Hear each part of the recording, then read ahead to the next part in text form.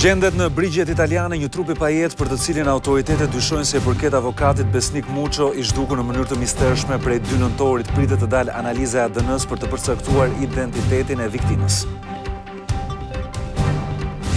Prokuroria ka nisur hetimet për helmimin e 60 nxënësve në shkollën e Shupenzës në Bulqiz. Vetëm një prej tyre ndodhet në spital, ndërsa shkolla do të qëndrojë mbyllur deri në riparimin e kaldajës. Presidenti Ilir Meta thotë se nuk mund të pranoj kërkesat për pasaporta nga Kosova sepse do të vinte në rrezik liberalizimin e vizave. Ai tha se vendi ynë është në monitorim për shkak të kërkesave për azil nga vendet e Schengenit. Investitorët special në fushën e turizmit do të përfitojnë lehtësi fiskale. Ministri Blendi Klosi shpjegon se nisma synon shtim të turistëve elitar, që brenda pak vitesh do të rrisin edhe të ardhurat për ekonominë. Nuk do të ketë ceremoni mortore në Kish për bosin e Cosa Nostrës Totorina. Pas autopsisë, trupi do të jepet familjarëve. Italianët i druhen kthimit të kryemafiosit në një mit pelegrinazhi. Një investigim i prestigjozes New York Times hedh hije dyshimin mbi blerjen e Milanit nga një kompani kineze. Sipas gazetës, ky investitor është anonim në vendin e tij dhe i mbytur në borxhe.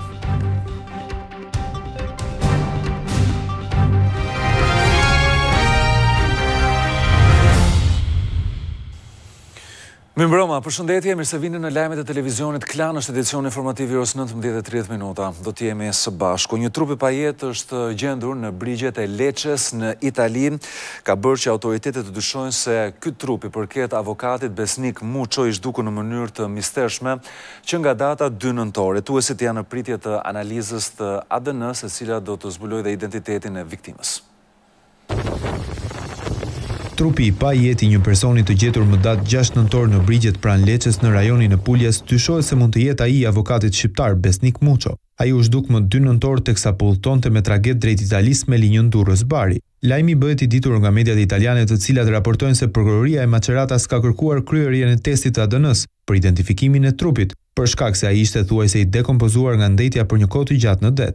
Pista kryesore e hetuesve italian raportohet të jetë pikërisht ajo që të çonte 54 vjeçari shqiptar. Pak ditë më parë, policia e Durrësit gjeti në tragedin e linjës Bari-Durrës sendet personale të avokat Muços. Bëhet fjalë për një çantë, një xhup dhe një leje qëndrimi italiane. Sendet ju dorëzuan autoriteteve italiane ku bashkëshortja e avokatit Raimonda Muço ka bërë denoncimin. Ndërkohë edhe policia shqiptare ka nisur hetimet për sekuestrim personi, por nuk përjashtohet as pista e vetvrasjes. Besnik Muço jetonte prej vitesh në qytetin e Maçeratas bashkë me gruan dhe fëmijët. Deri në vitin 1997 ai kishte punuar si prokuror pranë prokurorisë së përgjithshme, ndërsa më pas kishte vijuar i lirë profesionin e avokatit.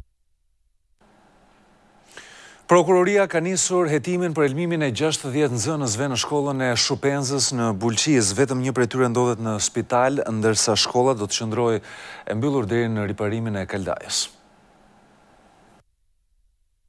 Nxënësit e asfiksuar të shkollës së Shupenzës mësohet se kanë lënë spitalin dhe janë larguar në shtëpi. Ndihmë mjekësore po merr vetëm një vajzë që është ende në kujdesin e bluzave të bardha në spitalin e Bulqizës, ndërsa punonjës të bashkisë së bashku me specialist kanë kryer provën e kaldajës në shkollën ku ndodhi ngjarja dhe kanë zhbllokuar oxhakun, por ende nuk dihet nëse të hënën nxënësit e shkollës së Shupenzës do t'i rikthehen mësimit apo jo, pasi Ministria e Arsimit e ka pezulluar procesin deri në riparimin e kaldajës. 60 nxënës mbetën të asfiksuar mëngjesin e së premtes në këtë shkollë. Shkaku bë tymi që shkaktoi bllokimi i oxhakut të shkollës. Një hetim ka nisur prokuroria për rastin. Kaldaja sipas të dhënave të deri tanishme rezulton se është kolauduar në datën 8 nëntor nga firma që e ka instaluar. Pavarësisht kësaj janë sekuestruar dokumentat për të kryer disa verifikime. Nga dëshmitë e marra deri tani nga punonjës të shkollës, kaldaja ditën e premte kur është ndezur ka funksionuar normalisht, por më pas ka rezultuar se oxhakët kanë qenë të bllokuar, duke sjellë si pasojë përhapjen e tymit të dioksidit të karbonit nëpër klasa. Mediat britanike i kanë kushtuar vëmendje 4 komandove shqiptar të cilët u zhdukën në Britaninë e Madhe gjatë një trajnimi që ishin duke zhvilluar atje. Në koment thuhet se shqiptarët rrezikojnë deri në 5 vite burg nëse kapen. Mediat britanike i kanë kushtuar vëmendje dezertimit të 4 komandove shqiptar që ndodheshin për trajnim në këtë vend. Tabloidi britanik The Sun shkruan se 4 ushtarët shqiptar, Reni Ajazi, Ylber Kotri, Aleksandër Shkulaku dhe Klevis Lamkaj u zhdukën nga misioni trajnues në Britani për arsye ekonomike. Policia britanike dhe Ministria Shqiptare e Mbrojtjes ka nisur kërkimet për ta. Nëse kapen rrezikojnë një burgim prej 5 vitesh, shkruan The Sun. Mendohet se ata janë strehuar mes komunitetit shqiptar në Britani. Dezertimi i tyre mbahet sekret prej një muaji. Më tej tabloidi britanik thekson faktin se dezertorët kanë qenë pjesë e njësive ushtarake elitare komando, kanë qenë pjesë e misioneve në Afganistan dhe shkuan në Britani për t'u trajnuar me fondet e Ministrisë së Mbrojtjes. Ata ishin pjesë e grupit prej 11 ushtarësh shqiptar në një trajnim të organizuar në Wales nga Brigada 160 e Këmbësorisë së Ushtrisë Britanike. Në një reagim të saj, Ministria Shqiptare e Mbrojtjes tha se 4 ushtarakët nuk u kthyen me pjesën tjetër të grupit dhe për këtë është bërë kallëzim në Prokurorinë e Tiranës. Aksidenti automobilistik i cili ndodhi një ditë më parë në Gramsh me 8 të plagosur mund të ishte kthyer në një tragjedi të vërtet. Janë pasagjerët, ata cilët tregojnë se shoferi ishte duke mbajtur në prehër fëmijën 8 vjeçar dhe si pasojë e lëvizjes së timonit nga fëmia, ishte edhe aksidenti i cili ndodhi pikërisht në këtë zonë. 30 vjeçari që drejtonte mjetin tip Forestrati, i cili doli nga rruga duke plagosur 8 persona në Gramsh, mbante fëmijën e tij në timon duke rrezikuar jetën e të gjithë pasagjerëve. Njëri prej tyre ka treguar se shoferi gjatë udhëtimit kishte djalin 8 vjeçar në prehër. Ky i fundit në një moment ka lëvizur timonin duke nxjerrë makinën nga rruga. Autovetura është rrugullisur disa herë në rrugën e fshatit Bërstnik i Sipërm dhe ka përfunduar në një kremin. Nga aksidenti së premtes mbeten të plagosur drejtuesi i mjetit dhe 7 pasagjerë, mes tyre 5 fëmijë. Një vajzë e mitur që po merr ndihmën mjekësore në spitalin e Gramshit tregon se ka mundur të dalë nga dritarja. Lotja vajti çuni përpara, çunin e vetë, edhe i vajti duart atje. 30 vjeçari që drejtonte Forestradën është dërguar në spitalin e traumës në Tiranë, pasi është në gjendje kritike për jetën, ndërsa të lënduarit e tjerë nuk kanë rrezik për jetën. Policia pritet të ndalojë shoferin për shkelje të rregullave të qarkullimit rrugor. Policia rrugore i është rikthyer aksioneve kundër shkelësve të rregullave të qarkullimit. Raportohet për 5 persona të arrestuar për drejtim në gjendje të dehur dhe drejtim mjeti pa patent. Janë pezulluar 31 leje drejtimi për shpejtësi te normave të lejuara dhe drejtim mjeti në efektin e alkoolit. Policia thotë se janë vendosur 41 masa administrative për mosvendosje të rripit sigurimit, përdorim të celularit, mosvendosje të kaskës mbrojtëse, shkeljet semaforit, mungesë të kontrollit teknik e të tjera çështje si këto.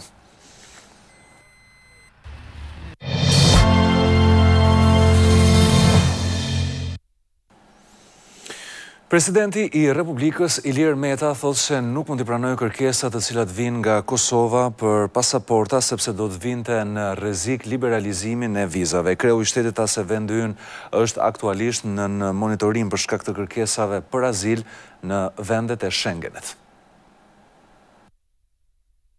Presidenti i Republikës Ilir Meta pranon se Shqipëria është në monitorim nga Bashkimi Evropian për të parë ecurinë e lëvizjes së qytetarëve të saj në zonën Schengen. I ftuar të mbajë një fjalim përpara diplomatëve tanë në botë, një aktivitet 2 ditor i organizuar nga Ministria e Jashtme, Meta ju përgjigj kërkesave të shumta nga Kosova për marrje të pasaportës shqiptare për të përfituar nga lëvizja e lirë. Besoj se ju e ndjeni atë presion që ndjejmë dhe ne këtu, me dëshirën për ta tejkaluar këtë izolim, përmes marrjes së shtetësisë shqiptare nga qytetarët e Kosovës. Gjë që nuk është zgjidhje jo për shkak të mungesës sonë të dëshirës, por për faktin se ne vetë jemi në monitorim për çështjen e liberalizimit të vizave dhe çdo veprim emocional do të bllokonte edhe lëvizjen e lirë të qytetarëve të Shqipërisë. Deklaratat e kreut të shtetit vinde si një përgjigje e thirrjes që homologu i tij kosovar Hashim Thaçi i bëri Metës për të pajisur me pasaporta shqiptare shtetasit e Kosovës për të përfituar lëvizjen e lirë. Aktualisht Kosova është i vetmi vend në rajon që nuk ka përfituar ende nga politikat europiane të liberalizimit të vizave. Parlamenti ka nisur procedurat për shkarkimin e kryetarit Komisionit Qendror të Zgjedhjeve Klement Zguri. Televizioni Klan ka mësuar se kërkesa e Partisë Socialiste ka mbërritur në Komisionin Parlamentar të Ligjeve, i cili pritet që javën e ardhshme të vendosë për shqyrtimin e kësaj kërkese. Javën e ardhshme, Komisioni i Ligjeve pritet të marrë në shqyrtim kërkesën e Partisë Socialiste për shkarkimin e kryetarit të Komisionit Qendror të Zgjedhjeve, Klement Zguri. Kryetari i Kuvendit i ka dorëzuar dokumentin në fjalë kreut të Komisionit të Ligjeve dhe në fillim të javës ai pritet ta vendosë diskutimin e kësaj çështjeje në kalendarin e punimeve të komisionit. Ky komision ka 4 javë kohë për të dalë me një raport lidhur me kërkesën e socialistëve dhe më pas raporti në krye të 3 javëve duhet kalojë për votim në seancë plenare. Për rastin e shkarkimit të kryetarit të Komisionit Qendror të Zgjedhjeve, nevojitet një shumicë thjesht parlamentare. Klement Zguri u zgjodh në krye të KQZ-s në bazë të marrëveshjes së Rama Basha dhe socialistët thonë se ai nuk e justifikoi qëndrimin në këtë detyrë, sako që sipas tyre shkeli ligjin, duke mos e shqyrtuar kërkesën e prokurorisë për kryebashkiakun e Mallakastrës, i cili preket nga ligji i dekriminalizimit. Kryeministri ka lajmëruar se ka nisur dhe procedurat e shkarkimit edhe për vetë kryebashkiakun demokrat të Mallakastrës, i cili është dënuar me burg për 2 vjet për një vjedhje në Itali.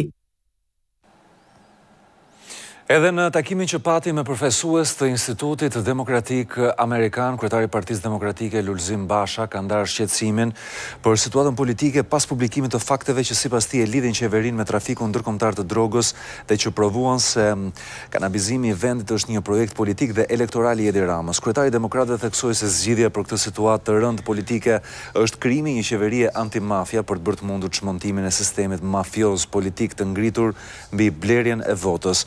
Zbatimi i identifikimit dhe votimit elektronik si dhe kontrolli i financimit të rrep të partive është domosdoshmëri etike për zgjedhje sipas standardeve demokratike, tha kreu i Partisë Demokratike. Dhe po kjo forcë politike i është rikthyer ditën e sotme denoncimeve për koncesionin e check-upit, duke konsideruar atë si më korruptivin dhe më të dështuarin. Deputetja Albana Vokshi ka publikuar një tabel të fondit kujdesit shëndetësor, sipas të cilit kompania që kryen kontrollin shëndetësor falas ka marrë nga buxheti i shtetit 4 milionë euro në vitet 2015 dhe 2016 për rreth 250.000 analizat pa kryer asnjëherë. Sipas demokratëve, kontrata parashikon që kompania të marrë 7 milion euro në vit, edhe nëse check-upi nuk kryhet nga askush. Për Partinë Demokratike, prokuroria e posaçme antikorrupsion duhet të nisë zbatimin e reformës në drejtësi me aferat korruptive në këtë sektor.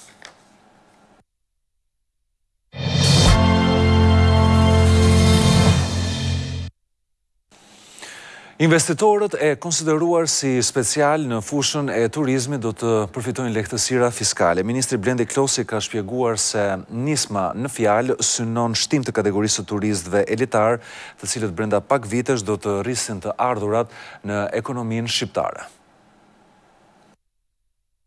Qeveria synon që brenda disa vitesh Shqipëria të kthehet në një destinacion për turizmin elitar. Paketa fiskale dhe dhënia e statusit investitor special për grupet e hoteleve që do të afrohen për të ndërtuar në vendin ton, do të rrit numrin e resorteve dhe hoteleve me 4 e 5 yje dhe do të sigurojë marrëveshje me marka ndërkombëtare. Në një intervistë për televizionin Klan, ministri Blendi Klosi thotë se të gjitha këto nisma do të bëjnë që numri i turistëve të kategorisë së parë të sigurohen nga vetë grupet e hoteleve që do të vinë në Shqipëri. Nëse ne nuk tentojmë edhe puntojmë në turizmin elitar, në turizmin i cili sjell më shumë buxhete për ekonominë shqiptare, do dalim shumë shpejt jashtë i tregu që për momentin është në kulmin e tij të zhvillimit në rajonin e Mesdheu. Turizmi elitar do të zhvillohet në 4 zona që janë identifikuar me përparësi në zhvillimin e turizmit, përfshirë dhe atë malor në Alpe.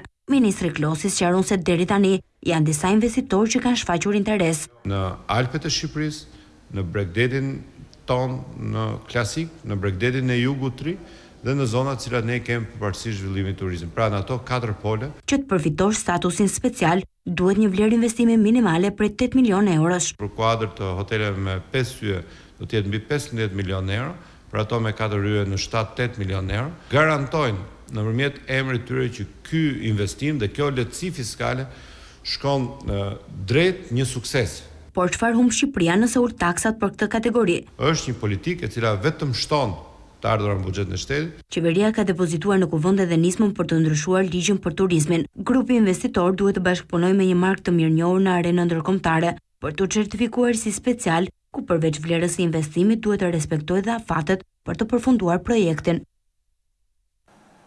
Kanë rinisur aksionet kundër abuzuesve me energjinë elektrike. Prej 5 ditësh janë disa grupe të task forces për vjedhjen e energjisë bashkë me policinë e shtetit që kanë nisur kontrollet intensive në qytetin e Durrësit. Deri tani janë arrestuar 6 persona, të gjithë banorë në Durrës, ku mes tyre janë edhe 2 gra. Kompania Shpërndarjes së Energjisë njofton se kontrollet kanë vazhduar edhe gjatë natës. Burime pranë OSHE-s bëjnë me dije se kontrollet janë duke u zhvilluar në të gjitha qytetet, të cilat kanë numrin më të lartë të abonentëve debitor.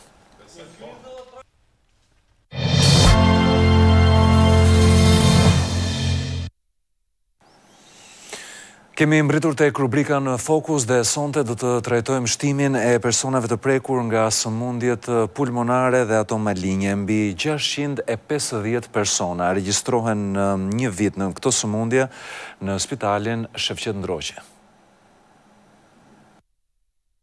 Nga viti në vit rritet numri i personave të prekur nga sëmundjet pulmonare dhe ato maligne. Mbi 650 persona në vit paraqiten për ndihmë mjekësore në Spitalin Universitar Shefqet Ndroqi në Tiranë, ndërsa në rang vendi 166 persona për 100.000 banor humbasin jetën për shkak të ajrit të ndotur. Nga viti në vit ka një rritje të numrit të rasteve të pacientëve që diagnostikohen me sëmundje kronike të rrugëve respiratore, por dhe me kancer pulmonar, relativisht rreth 50 raste, më shumë nga 2015 në 2016. Ndotja e ajrit, kryesisht nga djegja e karburanteve të një cilësie të dobët dhe përdorimi i duhanit nga pacientët që në moshën e adoleshencës, janë dy prej faktorëve kryesor të shfaqjes së këtyre sëmundjeve. Do të veçoja si një nga faktorët riskantë ndotjen e ambientit nga djegja jo e mirë e karburanteve, i cili kur bashkohet me duhanin potencojnë njëra tjetrën. Më me rrezik për mjekët janë punëtorët që punojnë në fason për shkak të kimikateve që kanë produktet që prodhohen.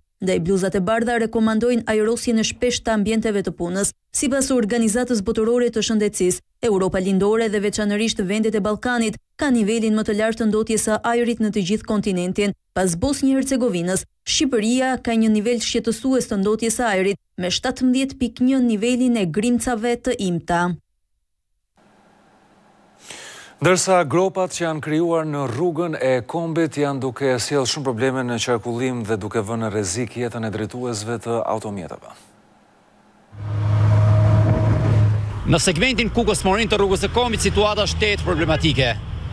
Dëmtime të jashtëzakonshme veçanërisht në urat, të cilat nuk kanë përfunduar. Pamjet vijnë nga rruga e kombit. Këtu gjendja është përkeqësuar. Në shtaturat e papërfunduara, gropat sa vinë dhe zgjerohen. Drejtuesit e automjeteve detyrohen të devijojnë rrugën për të shmangur dëmtimin e makinave. Ata thonë se situata është e paprecedent për një rrugë që kërkon të tjera standarde.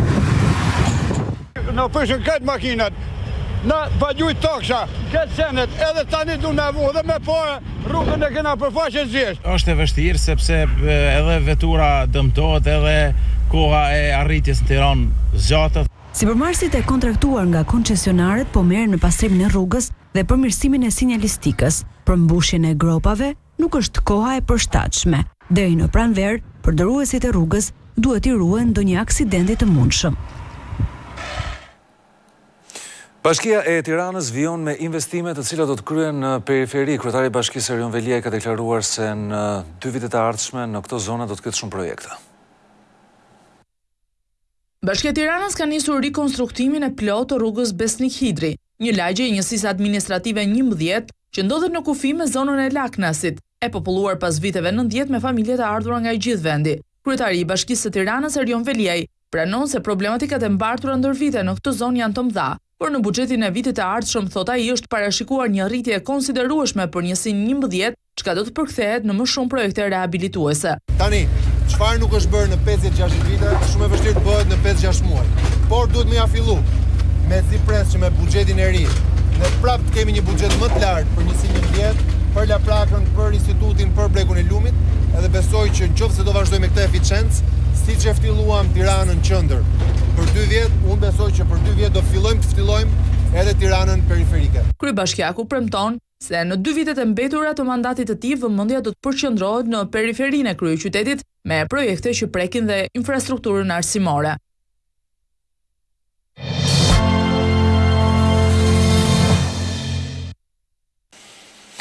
Nuk do të ketë një ceremoni mortore në Kish për bosin e Cosa Nostras Totorina. Janë autoritetet që do t'i japin trupit familjarëve pas autopsisë.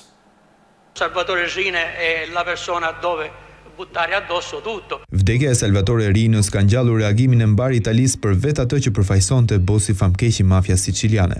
Autoritetet vendase zhvilluan këtë të shtunë autopsinë e trupit të tij për t'ia dorëzuar më pas familjarëve. Toto Rina do të varroset në vendlindjen e tij në Corleone, aty ku nisi edhe e përpjeta deri në maj të mafias italiane duke lënë në rrugës disa qindra të vdekur, shumë prej tyre përfaqësues të shtetit, prokurorë e gjykatës. Qytetarët e Corleones shprehen indiferent për vdekjen e Rinës. Do të vendosi një tjetër në vendin e tij, gjithmonë në darkësi me politikanët, sipas meje nuk ndryshon asgjë. Nuk duhet kënaqemi për vdekjen e askujt, por është diçka që s'më intereson. Arqipeshkvia e Sicilisë dhe kuestura e Palermos lajmëruan se nuk do të ketë një ceremoni fetare për përcjelljen e Totorinës, por autoritetet i druhen faktit se varri i kryemafiosit mund të kthehet në një vend pelegrinazhi pasi rreth figurës së tij është ngritur një mit. Pas vdekjes së bosit të Cosa Nostras reagoi edhe magjistrati antimafias dhe ish kreu i Senatit italian, Pietro Grasso. Arrestimi i tij ishte si një shpëtim për mua pasi pas vdekjes së Falcones dhe Borsellinos radhën e kisha unë, tha Grasso për të përditshme La Stampa. Salvatore Riina ndëroi jetë në moshën 87 vjeçare të premte në spitalin e Parmës. Ai vuante nga disa sëmundje të rënda. Kryemafiozi u arrestua në vitin 1993 pas më shumë se 2 dekadash në Arati. Ndërsa prej 3 ditësh një nëndetse e marinës argjentinase është zhdukur me 44 persona në bord. Autoritetet atje kanë kërkuar ndihmën e NASA-s për gjetjen.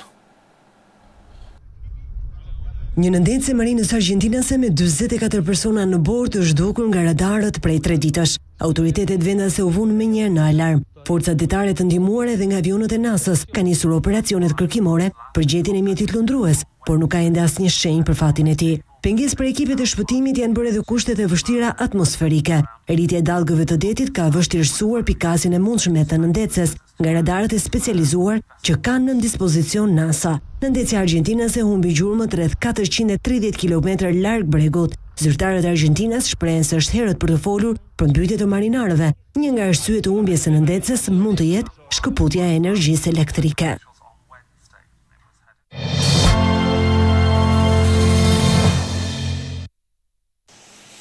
Jemi të eksporti, Superliga Shqiptare vendosë përballë Kuksin dhe Partizanin, të dyja skuadrat nuk e kanë shkëlqimin që patën gjatë sezonit të kaluar, megjithatë kërkojnë të marrin pikët maksimale.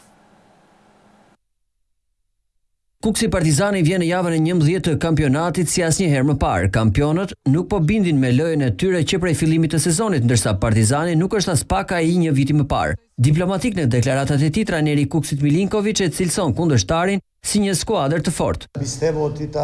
Trysnin nuk na jep asnjëri, por na japin vetë rezultatet. S'është nevoja të ndihem në trysni as nga presidenti as nga njëri tjetër. Gjithmonë kur nuk ka rezultate pozitive, i pari që jam në trysni jam unë, se unë e kam fajin. Partizani është gjithmonë Partizani në ditë të mira apo të këqija. Ne nuk duhet t'i nënvlerësojmë dhe nuk do t'i nënvlerësojmë pasi është një ndeshje derbi dhe dua që edhe lojtarët e mi ta mendojnë kështu. Fitoria do të sillte qetësi në skuadër sipas mbrojtësit Shameti. Avantazhi vetëm i kësaj ndeshje është që ne të gjithë jemi të bashkuar dhe ta kthejmë këtë moment, po themi jo shumë pozitiv me këto barazime 3 ndeshjet e fundit në një shtysë akoma të madhe, mos e importojmë krizën që ka Partizani për momentin tek vetja jonë. Një 3 pikësh me Partizanin besoj se është një lloj qetësie edhe për ekipin tonë edhe për të parë me optimizëm vazhdimsinë për ndeshjet e radhës. Pozitat e Kuksit kërcënohen nga flamurtari. Pas përballjes me Skënderbeun duket se vlonjatat nuk do ta kenë shumë të vështirë me Lushnjën. Po, kemi transfertën me Lushnjën, që tash përgatitemi për atë ndeshje, kjo ndeshje kaloi. Përgatitemi maksimalisht dhe shkojmë të fitojmë në Lushnjë. Flamurtari gjendet aktualisht në vend të tretë me 17 pikë, ndërsa objektivi minimal këtë vit janë Kupat e Europës, ndërsa Lushnja është ende në vendin e fundit. Roma është duke fituar në këto momente me rezultatin 2-1 derbin e kryeqytetit ndaj Lazios në ndeshjen që çel javën e 13 seris A. E përsia për Verde Kuqt erdhi në momentin e 49 me anë të një 11 metrëshit realizuar nga Perotti. Sulmuesi i Argjentinas mundi Tomas Trakoshën nga pika e bardhë. Goli i dytë i Romës u shënua 4 minuta më pas me autor Nain Golan me një gjuajtje nga larg. Përpjekjet e Lazios për të ngritur krye u shpërblyen në minutën e 72 kur Immobile transformoi në gol penaltin. Me fitore në derbi, Roma ngjitet përkohësisht në vendin e tretë pas Napoli dhe Juventusit.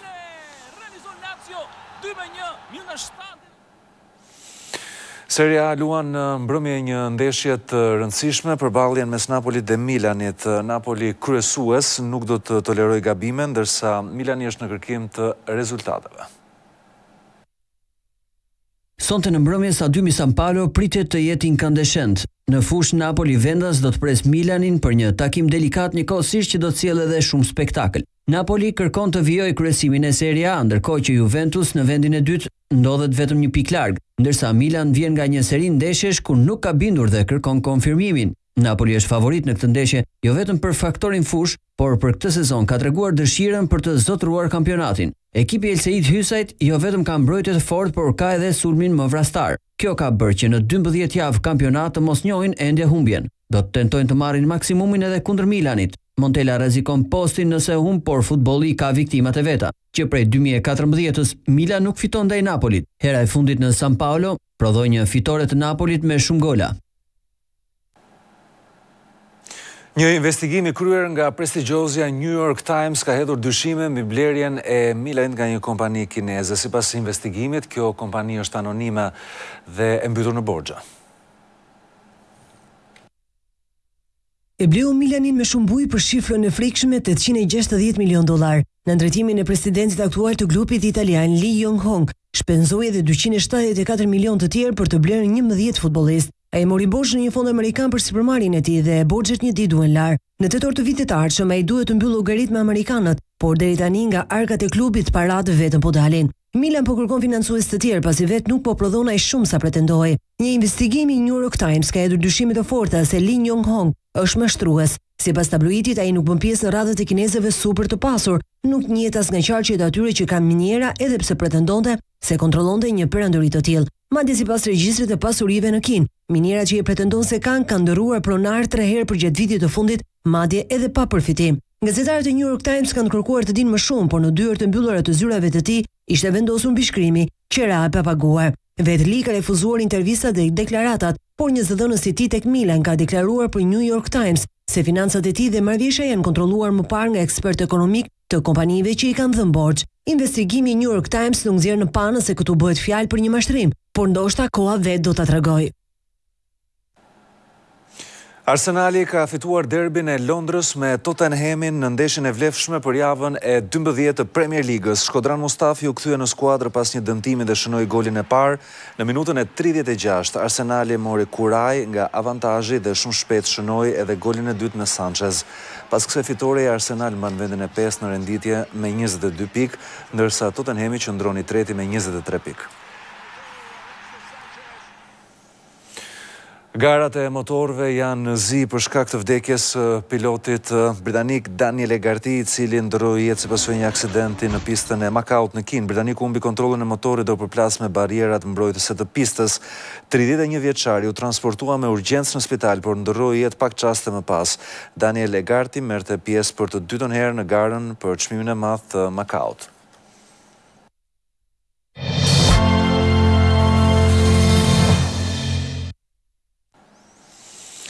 Ka ndërruar jetë kitaristi dhe bashkëthemeluesi i grupit legjendar AC/DC Malcolm Young, 64 vjeçari, vonte prej kohësh nga një sëmundje e rëndë.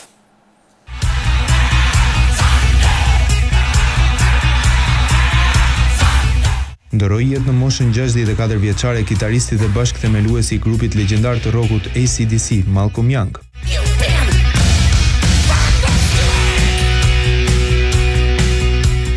Malcolm humbi betejën me dementian, nga e cila vuante prej 3 vjetësh. Ai ndëroi jetë pranë familjarëve të tij, shkruhet në njoftimin e grupit australian.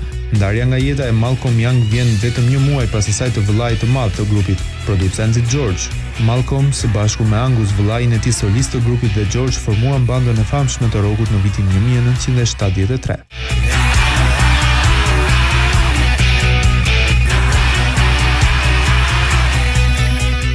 Tre vëllezërit Young bën historinë e AC/DC dhe të gjithë rockut të fillim viteve 70.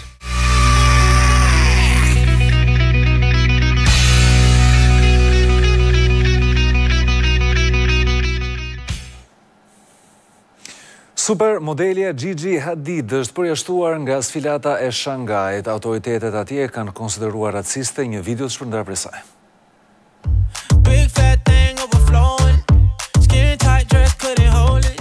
Gigi Hadid është një nga ëngjët më të rëndësishëm të Victoria's Secrets, por në sfilatën e këtij fundviti që do të zhvillohet në Shangaj, ajo do të mungojë. Supermodeli amerikane nuk është pranuar nga organizatorët kinesë të shfaqjes, të cilët e akuzojnë për racizëm. Shkaku i përjashtimit të Xhixhit është një video e postuar në rrjetet sociale, ku ajo luante me një biskot në formën e Budës dhe imitonte sytë e racës aziatike. 22 vjeçaria nuk do të mund të shoqëroj motrën e saj Bela Hadit në pasarelën më të rëndësishme të vitit, por u shpreh në rrjetet sociale se po pret me padurim sfilatën.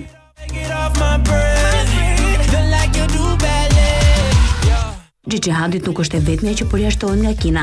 Bashkë me të janë edhe disa supermodele ruse dhe ukrainase, të cilave ju refuzua viza.